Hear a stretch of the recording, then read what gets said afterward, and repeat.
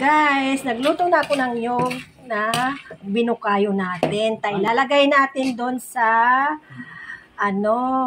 ginawa kong glutinous rice kasi magluluto ako ng tawag dito ay unda-unday sa amin, guys. Yan, no? Luto na yung bukayo natin, guys. Mamaya ipapatong natin doon sa ginawa kong glutinous rice. Ipapalutang muna natin yun sa tubig kasi gagawa tayo ng unda-unday. See you, unda-unday.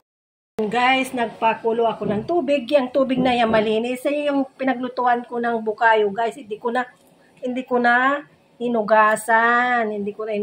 Guys, kasi malinis naman yung tubig. Nagbukayo ako, kaya yan na lang.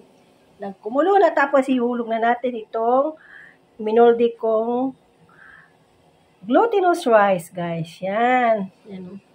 Pag kumulo na yan, guys, sa kalumutang na, ibig sabihin nun, luto na. Kahintay natin, luluta.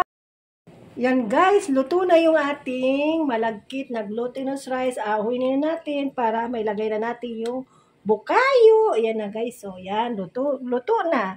Lumutang na sila lahat, guys. Yan. Yan. Yan, guys, luto na yung ating malagkit sa yung bukayo. Yan, nilalagyan ko na yung toppings niya, guys. Para makain na natin kasi oras na ng merienda. Kain po tayo ng unday-unday, guys. Unday-unday. Ang tawag sa amin, aywan ko sa inyo kung ano yung tawag sa inyo. Palitaw sa amin yan, guys. Palitaw. Iba rin yung palitaw. Ang palitaw ay ginadgad ng niyog.